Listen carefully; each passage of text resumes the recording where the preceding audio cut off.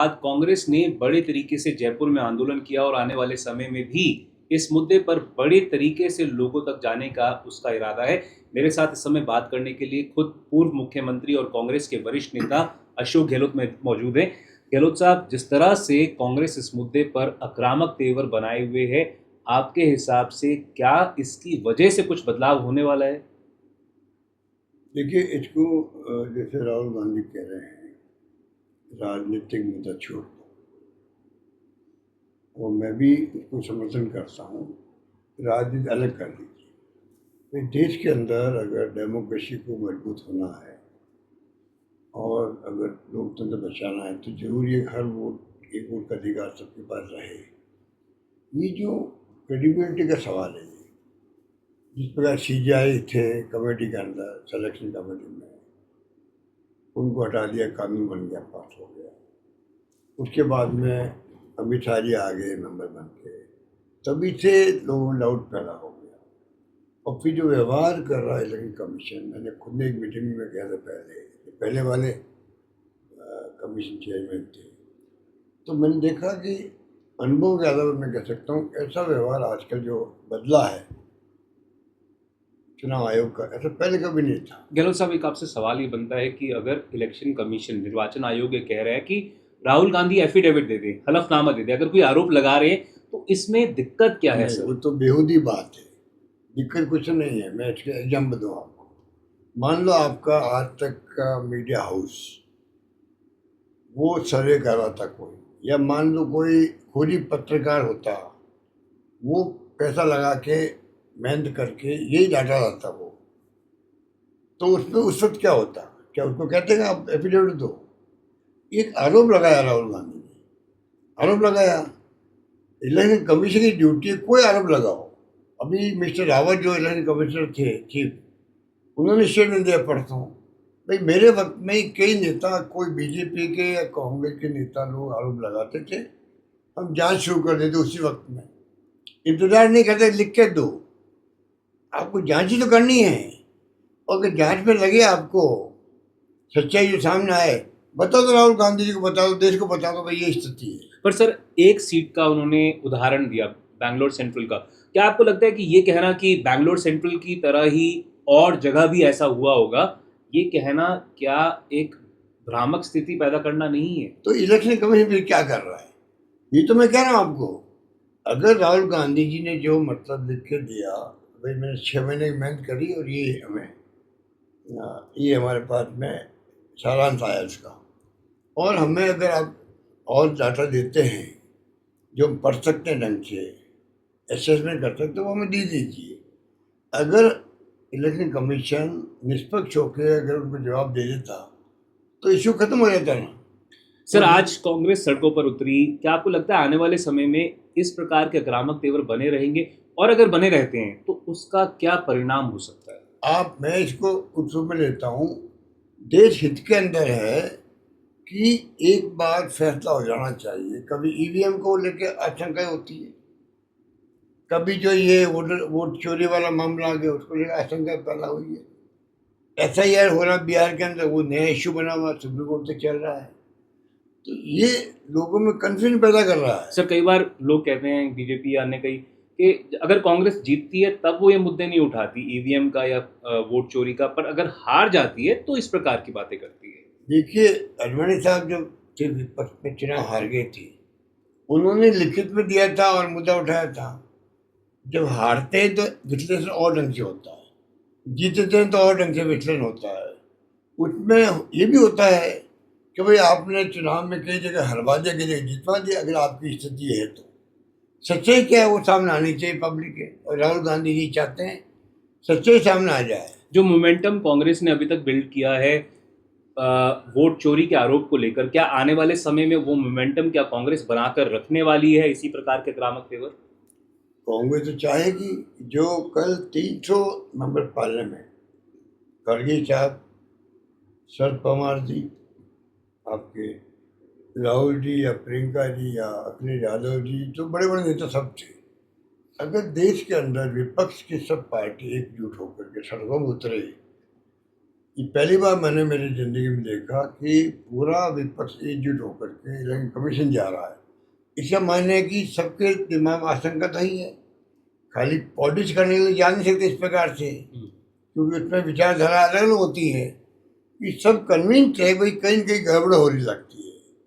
तो उसका उसका स्पष्टीकरण कौन करेगा? चुनाव आयोग करेगा। आपने कहा निर्वाचन आयोग को या चुनाव आयोग को स्पष्टीकरण करना चाहिए या करेगा। ये बताएं सर कि जिस तरह से पिछले कुछ समय में जगदीप धनखड़, जिनका जो उपराष्ट्रपति के पद पे थे, उनके इस्तीफे की बात सामने आई, आने वाले समय में क्या उपराष्ट्रपति पद पे अगर चुनाव होता है तो उसमें भी क्या आमने सामने की स्थिति बन सकती है? क्या कांग्रेस तय कर चुकी है कि किसको चल रहा था कि हो सकता है खुद जगदीप धनखड़ को कांग्रेस प्रोजेक्ट कर दे अपने कैंडिडेट के तौर पर उपराष्ट्रपति के पद के लिए? क्या ये संभव है? पहली बात तो ये संभावना लगती नहीं है, और ऐसी कोई चर्चा मैंने सुनी नहीं है। क्या आपकी बातचीत हुई है जगदीप धनखड़ और से? पार्टी में मेरी बात भी नहीं हुई है, और वो किसी से मिल भी नहीं रहे। मैंने ट्राई भी किया मिलने के लिए, बातचीत करी टेलीफोन से, तो उनके पीएस वगैरह थे परिवार के लोग, तो उस वक्त मिल नहीं पाए वो। तो ये भी एक रहस्य बना हुआ है। अमित शाह जी को चाहिए, कपिल सिब्बल बोल रहे हैं, संजय राव बोल रहे हैं, राउत बोल रहे हैं, वो शिवसेना वाले, आशंका पैदा हो रही है भाई वो क्या है कहाँ पर वो। उपराष्ट्रपति पद देश का बहुत बड़ा पद होता है, नंबर 2 पद है राष्ट्रपति का। वो व्यक्ति इस्तीफा देने के बाद में अभी तक कहाँ है कहाँ नहीं है, बीमार है नहीं है, कोई गए नहीं मिलने के लिए सत्ता पक्ष वाले, या कोई जाए तो जाए कहाँ, मैं जाना चाहता हूँ कहाँ जाऊँ।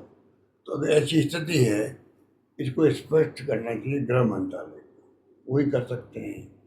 अभी तक सब मौन धारण किए बैठे हैं, वो भी अच्छी बात नहीं है। सत्ता पक्ष की जिम्मेदारी है कि विपक्ष में जो आशंका है उनको समाप्त करें। आपके पुराने दोस्त रहे हैं, उन्होंने खुद कहा है कि आपसे उनकी गहरी दोस्ती रही है, तो जब आपने उनको कांटेक्ट करने की कोशिश की, क्या कोई रिस्पांस था ही नहीं किसी प्रकार का? अभी तो यही है, जब ये घटना हुई थी ना, उन दिनों हमने कोशिश करी थी, पर संपर्क हो नहीं पाया। किसी का नहीं संपर्क हो पा रहा, किसी का संपर्क नहीं हो रहा है। ये जो उपराष्ट्रपति का पद है, क्या इसके लिए तय है कि यूपीए कांग्रेस अपना कैंडिडेट खड़ा करेगी और टक्कर देने का? ये जानकारी मुझे है नहीं, जो पार्टी हाईकमान तय करेगी कि क्या फैसला करते हैं, उसका तो इंतजार ही करना पड़ेगा आपको।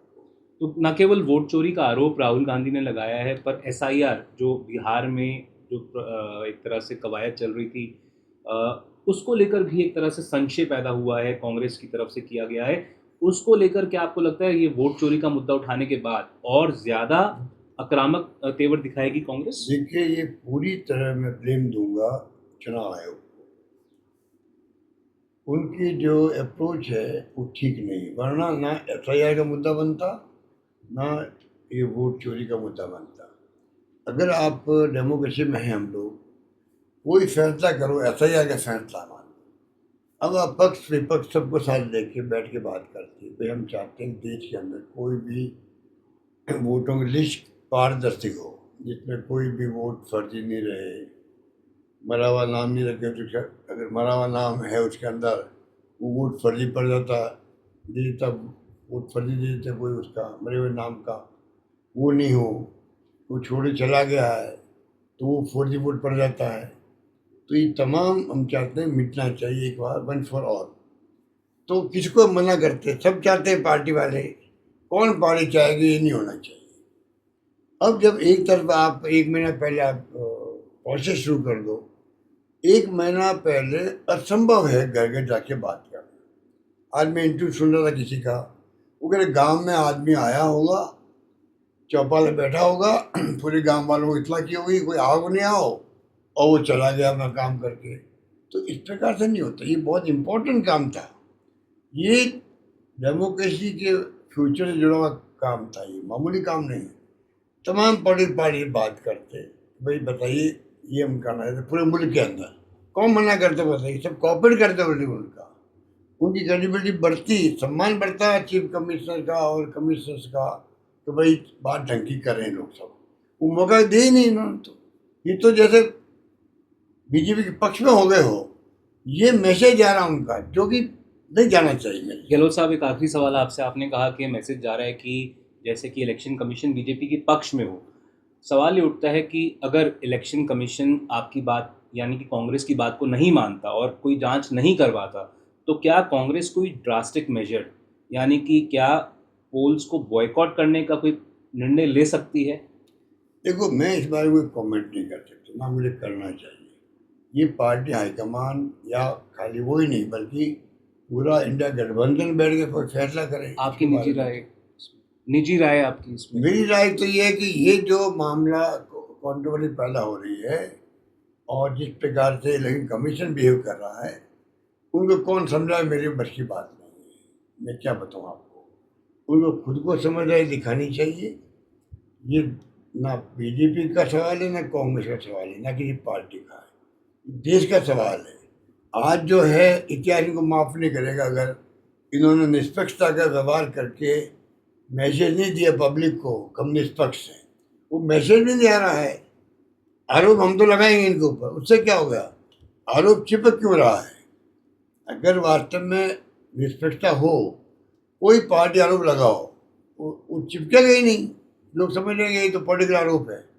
पर जिस प्रकार का व्यवहार हो रहा है उनका, वो मैं समझता हूँ उनके खुद के इंटरेस्ट में नहीं, मेरा मानना है।